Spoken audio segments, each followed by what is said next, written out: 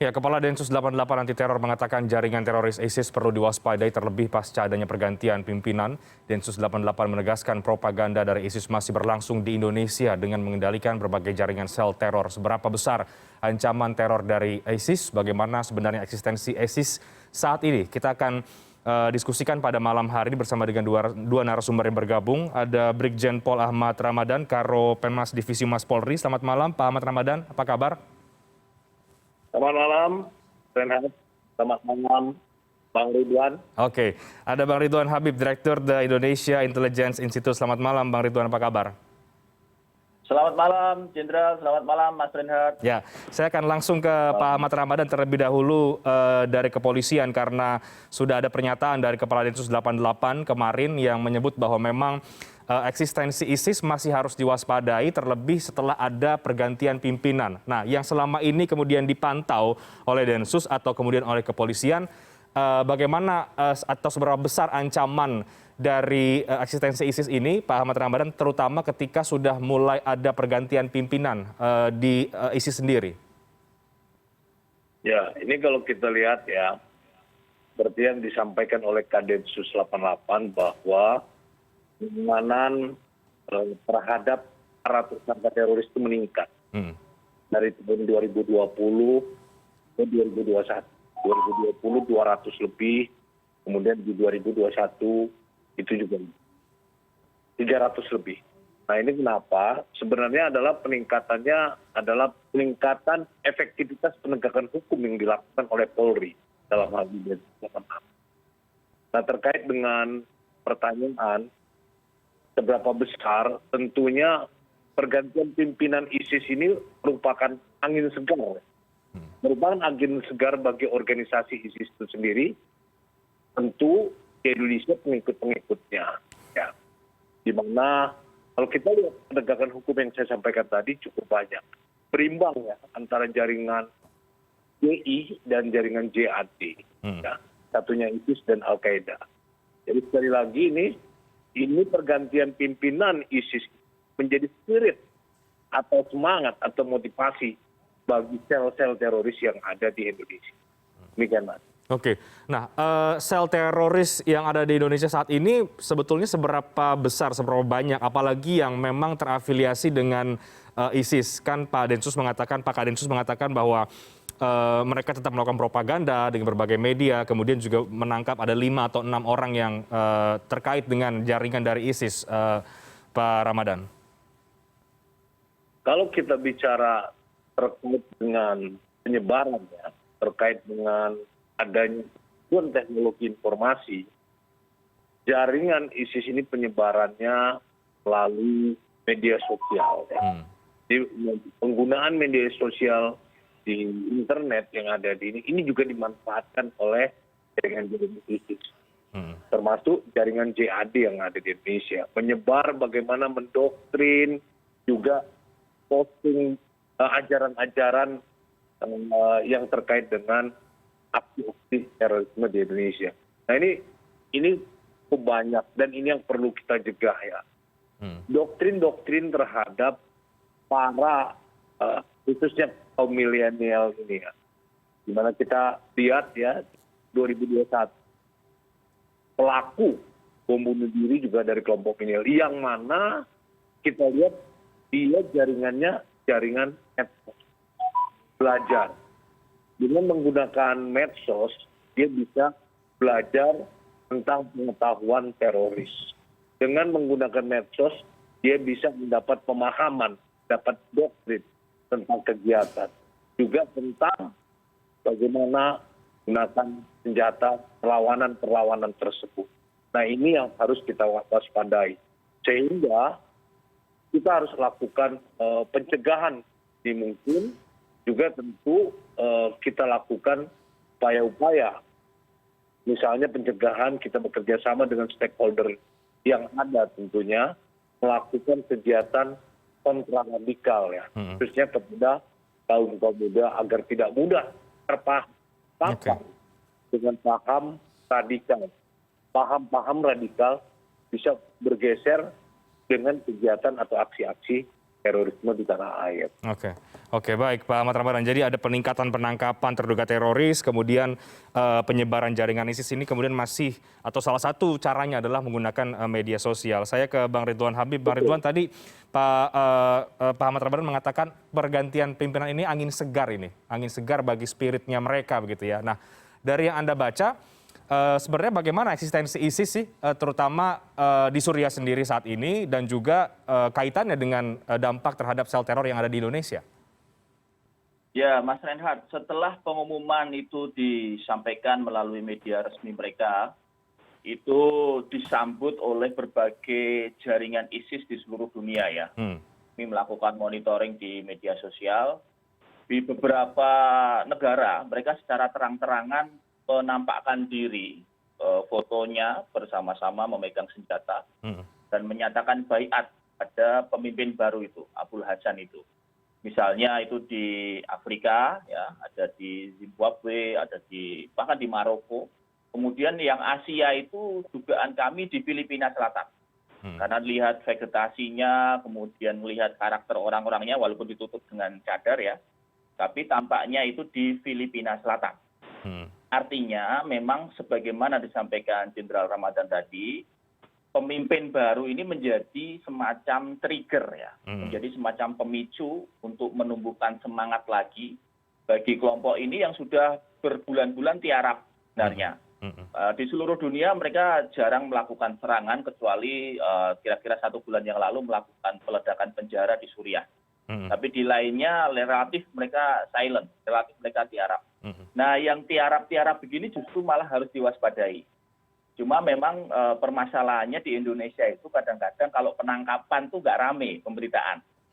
Kalau yang rame itu biasanya terjadi pengeboman atau peledakan, itu biasanya kemudian wah ini intelijen kecolongan, polisi kebobolan dan seterusnya. Tapi penangkapan sebelumnya, apalagi penangkapan yang tidak ada masalah ya, penangkapan hidup maksud saya, penangkapan baik-baik saja, ditangkap tanpa perlawanan, itu kan sudah ratusan ya, sudah ratusan, mungkin datanya di Pak Ahmad Ramadan yang lebih tahu. Tetapi masyarakat ini, mohon maaf nih, kurang begitu tahu ya, masyarakat umum maksud saya. Masyarakat umum ini kurang begitu aware bahwa memang polisi Densus 88 sudah bekerja keras dan bekerja terus untuk mencegah teror ini terjadi. Nah, jadi kita harus memahami operasi penegakan hukum teror itu tidak semata-mata ketika terjadi serangan lalu kemudian dilakukan operasi penangkapan, tetapi pencegahannya ini jauh lebih penting. Dan kita lihat dalam beberapa tahun terakhir ya, alhamdulillah di Indonesia relatif ya kita tidak melihat satu serangan besar lah, alhamdulillah. Mungkin terakhir yang cukup besar tahun 2018 di Makassar. Setelah itu kan relatif kita tidak terlalu melihat situasinya membesar. Jadi saya kira ini kita apresiasi kepada teman-teman Densus 88, walaupun tentu kesiapsiagaan tetap harus dilakukan ya, karena bulan depan sudah bulan Ramadan, bulan puasa, biasanya dalam jargon atau doktrin kelompok ini, bulan itu menjadi bulan doktrin mereka ya, dan perjuangan. Nah, jadi perjuangan versi mereka ini kemudian diwujudkan dalam bentuk amaliyah. Nah ini saya kira memang tanpa harus panik, tanpa harus khawatir, penjagaan dan pencegahan harus semaksimal mungkin dilakukan mulai dari hari ini. Oke, baik Bang Ridwan, yang juga disampaikan Kadensus ya kemarin itu secara ideologi, secara spirit mereka itu masih ada, walaupun di Timur Tengah mereka kehilangan teritori. Nah, ini eksistensi ISIS lebih jauh Anda membacanya bagaimana ketika mereka sudah mulai kehilangan teritori yang seperti disampaikan oleh Kadensus? Ya, mereka kan sekarang bergerak dalam bentuk namanya cyber khilafah ya. Mereka merasa mempunyai satu daulah, satu kepemimpinan bersama, tetapi nggak ada teritorialnya. Kalau berdasarkan konvensi internasional kan yang negara atau state itu harus ada wilayah yang dimiliki kan. Nah, mereka ini nggak ada lagi setelah Palmira jatuh tahun 2018 akhir, sudah nggak ada lagi mereka sekarang, nggak ada lagi teritorial yang secara de facto mereka kuasai. Bahwa yang kecil-kecil seperti misalnya hutan-hutan kecil di Filipina Selatan itu masih banyak yang dikuasai oleh sel-sel pro-ISIS. Tapi itu tidak cukup kuat untuk diklaim sebagai sebuah negara. Jadi mereka memang di mana disampaikan Pak Kadensus bahwa mereka beroperasi secara cyber khilafah. Jadi mereka merasa tetap terhubung satu sama lain walaupun tidak ada wilayah teritorial. Dengan demikian mereka membebaskan kepada semua anggotanya untuk melakukan serangan dimanapun anggotanya itu berada. Artinya kalau anggotanya itu berada di Indonesia, ya dibolehkan melakukan serangan di Indonesia. Gitu. Tidak harus, misalnya kalau dulu kan harus pergi dulu ke Suriah. Gitu. Kalau sekarang nggak ada lagi karena memang mereka nggak punya teritorial. Oke, jadi bukan berarti tidak punya teritorial, tapi kemudian mengurangi eksistensi mereka. Saya ke Pak Karol Pemas, Pak Ahmad Ramadan. Yang disampaikan juga oleh Kadensus adalah pergerakan atau mereka tetap melakukan duplikasi propaganda ke dalam bahasa Arab, kemudian yang ditranslate ke bahasa Indonesia. Mungkin juga pergerakan cyber khilafah yang tadi disampaikan oleh Bang Ridwan. Nah, bentuk propaganda yang dilakukan itu bentuknya seperti apa sih sebetulnya, Pak Ahmad Ramadan? Tentu dengan menggunakan media tadi berupa doktrin ya. Jadi doktrin-doktrin menggunakan sarana media sosial, dia menyampaikan dengan penggunaan paham-paham ya, mengajak kelompok-kelompok pemuda, kelompok masyarakat yang saat ini umurnya masih muda untuk ikut berjuang, ya. Berjuang dalam perjuangan mereka untuk mengikut sertakan anak-anak muda itu ke medan pertempuran. Ya. Kita melihat kalau yang kita temukan di Semarang, mereka berkali-kali mengirimkan jihadis ke Suriah. Ya. Nah, seperti yang dikatakan oleh Bang Ridwan tadi, saat ini mereka merasa termonitor, jadi lebih silent ya. Sehingga beberapa tempat ditemukan memang masih ada barang bukti seperti senjata dan lain-lain. Tapi sekarang doktrinnya adalah bantuan ya, yang banyak sekarang, dan ini yang perlu dipahami oleh masyarakat, bahwa tindak pidana teroris itu tidak hanya mengangkat senjata, ikut bertempur, tetapi juga melakukan bom bunuh diri, tetapi yang teroris itu dia ikut berpartisipasi dalam aksi-aksi terorisme di Indonesia. Misalnya ikut membantu memfasilitasi, memberikan bantuan dana, kemudian ikut memfasilitasi penyembunyian dari para DPO ya, seperti saudara Lawang dalam kurun waktu beberapa tahun DPO ya, dia sembunyi di daerah Lampung. Sekian lama itu berapa orang terlibat ya dengan doktrin-doktrin yang bersangkutan. Nah, inilah doktrin-doktrin yang perlu dicegah dengan upaya-upaya kontraradikal tadi. Sehingga masyarakat Indonesia tidak terpapar. Bibitnya apa? Bibitnya adalah kelompok-kelompok yang intoleran. Nah, kelompok-kelompok intoleran inilah yang menjadi bibit-bibit radikal yang nantinya bisa bergeser jadi aksi teroris. Saya kira seperti itu. Baik, menarik. Kita break dulu, Pak Ahmad Ramadan, Bang Ridwan Habib. Nanti saya akan ke Bang Ridwan Habib. Saya juga mau tanya, ini kan pemimpinnya baru ya, Bang Ridwan, Abu Al-Hasan Al-Hashimi Al-Qurashi. Apakah ada informasi dari Anda sebenarnya sosok ini seperti apa, kemudian daya magnetnya bagaimana terhadap jaringan ISIS ke seluruh dunia termasuk juga ke Indonesia? Kita break dulu, kami akan segera kembali sesaat lagi.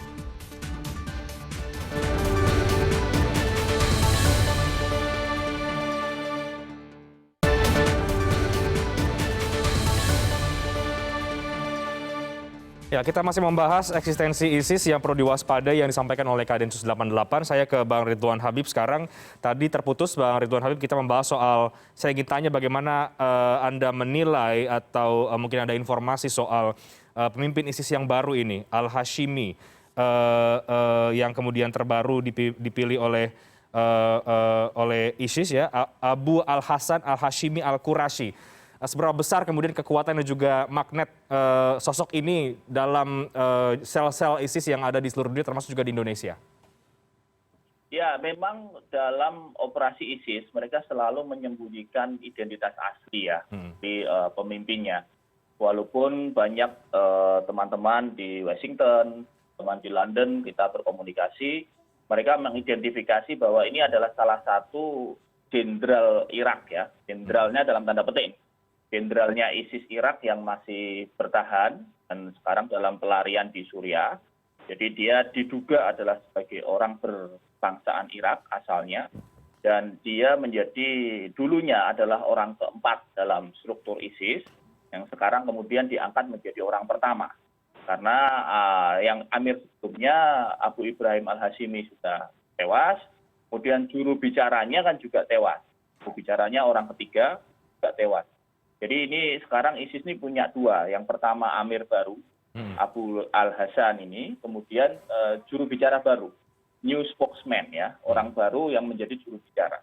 Jadi memang operasi raid Suriah di Februari yang dilakukan oleh pasukan Amerika dan itu memang cukup berdampak ya bagi jaringan ini.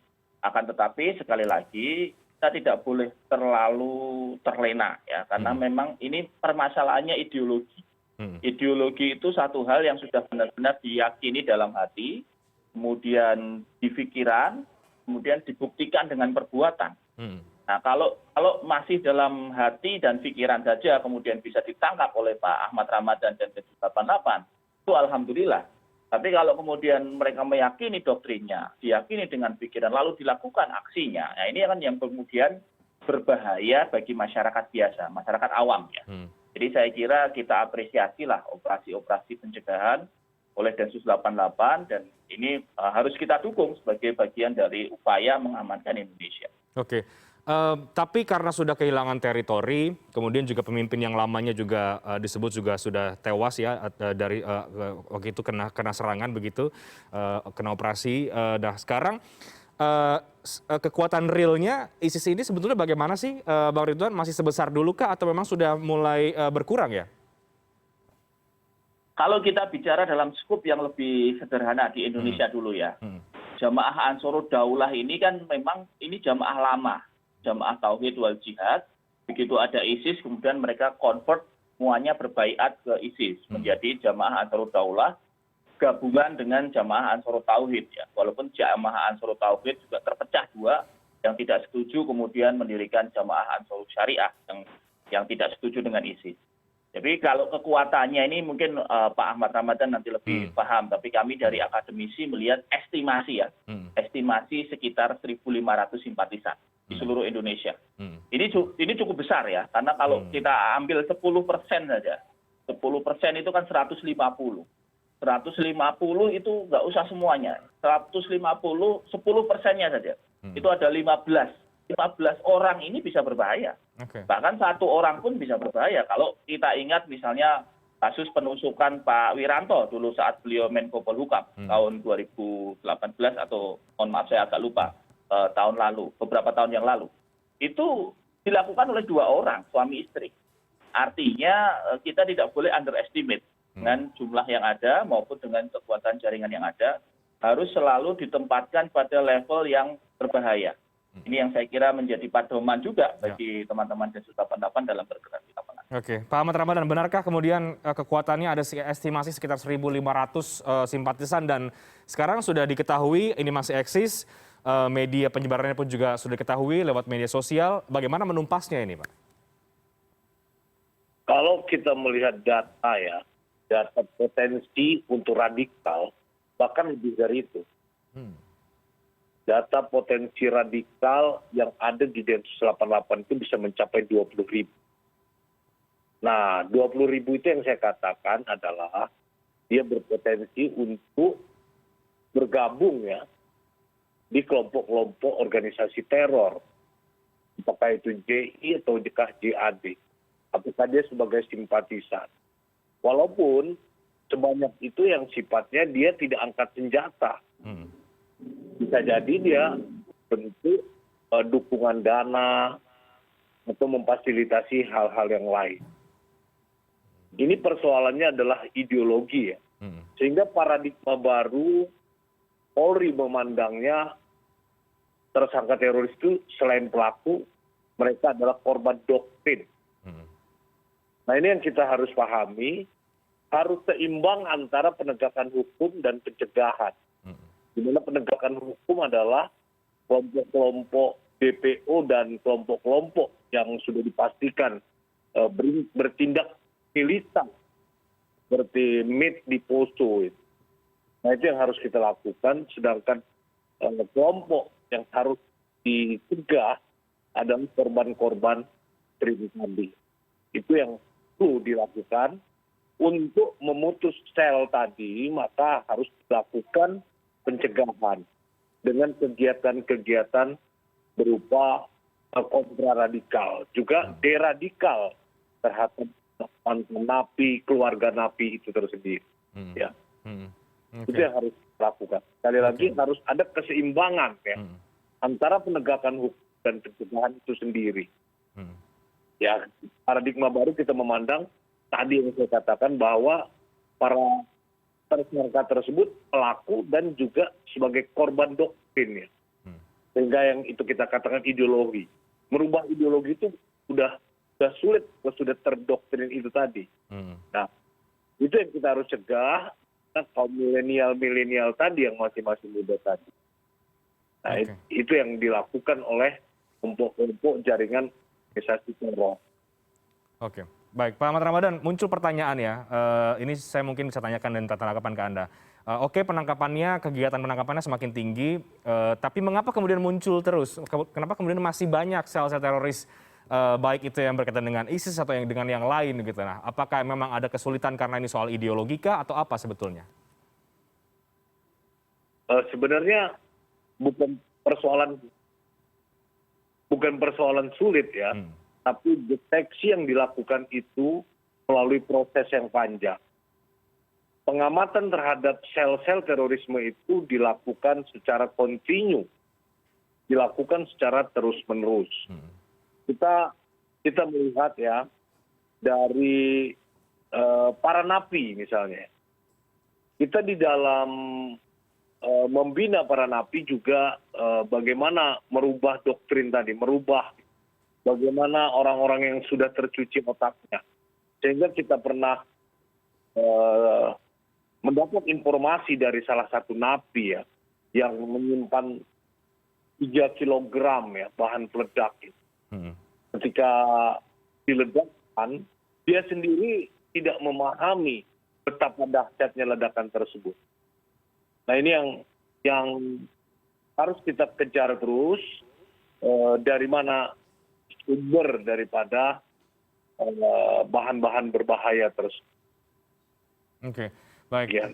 Pak Ahmad Ramadan, dalam beberapa waktu ke depan, adakah kemudian momen-momen khusus yang perlu diantisipasi skala keamanannya oleh kepolisian atau oleh Densus 88 berbarengan dengan kemudian upaya penangkapan dan juga pencegahan yang sebagai bentuk antisipasi terhadap serangan-serangan, ancaman serangan-serangan teroris baik dari sel ISIS kah atau mungkin yang lain?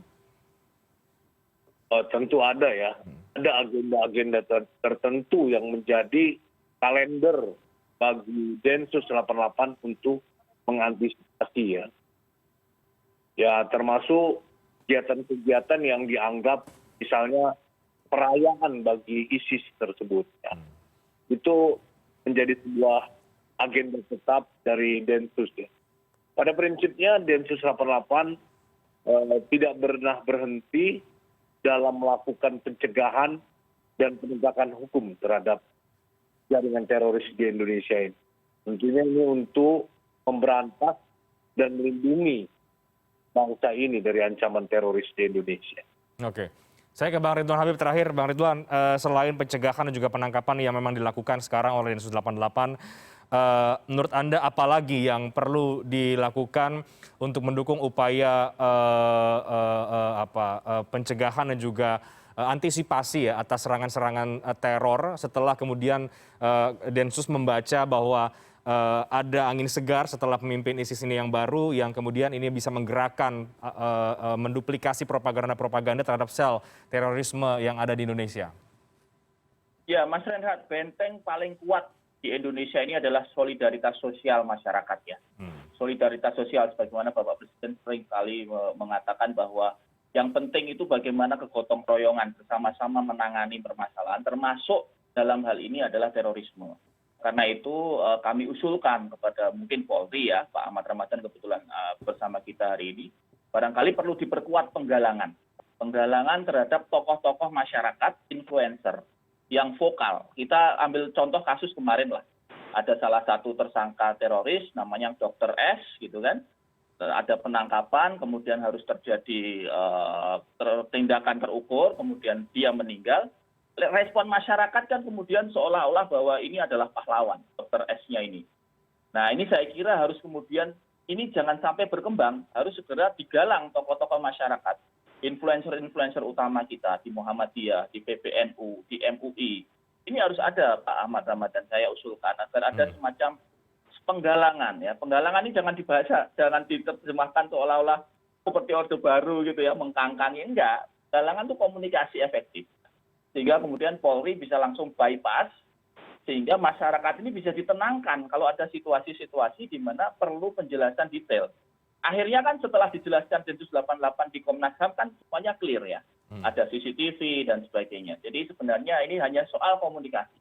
Itu saja saya kira sebagai usulan, mungkin ditambah saja penggalangan kepada tokoh-tokoh publik, terutama yang vokal di media sosial. Oke. Pak Ahmad Ramadan mungkin boleh menanggapi, soliditas sosial ini juga menjadi benteng yang cukup kuat. Ya betul. Sehingga yang saya katakan tadi bahwa peran stakeholder yang lain ya, masuk Kementerian Pendidikan, wawasan kebangsaan terhadap anak muda, kemudian juga Kementerian Agama, kemudian melibatkan tokoh-tokoh agama, tokoh masyarakat. Ini semuanya adalah sebagai benteng pertahanan bagi masyarakat kita. Karena ini menyangkut ideologi. Sekali lagi karena ini menyangkut ideologi, bagaimana kita membentengi masyarakat kita khususnya kaum muda agar tidak mudah terdoktrin dengan paham-paham radikal. Sekali lagi terorisme ini tidak ujuk-ujuk menjadi teroris. Ya. Tapi dia terpapar dulu dengan paham radikal-radikal tersebut. Bibitnya apa? Kelompok-kelompok intoleran. Nah, disinilah bagaimana membentengi generasi muda, membentengi masyarakat ini agar tidak mudah terpapar paham radikal. Ini seimbang. Ya. Pencegahannya harus dilakukan itu. Bahasanya Bang Ridwan tadi, penggalangan tadi. Selain tegakkan hukum tetap jalan. Kira-kira seperti itu. Ketika ini seimbang, ya mudah-mudahan bangsa ini tercegah, terlindungi dari ancaman terorisme yang berasal dari luar, juga yang dari dalam. Sehingga masyarakat kita aman, pembangunan lancar. Oke, itu harapan kita bersama Pak Ahmad Ramadan, Bang Ridwan Habib, bahwa segala bentuk ancaman teror bisa diantisipasi. Kita dukung apa yang kemudian dilakukan oleh Densus 88 untuk melakukan pencegahan dan juga penangkapan, dan semoga kemudian berbagai ancaman itu bisa diminimalisir. Terima kasih banyak Brigjen Pol Ahmad Ramadan, Karo Pemas Divisi Humas Polri. Terima kasih banyak Bang Ridwan Habib, Direktur The Indonesia Intelligence Institute, sudah bergabung bersama dengan kami pada malam hari ini. Selamat malam. Sehat selalu. Selamat malam.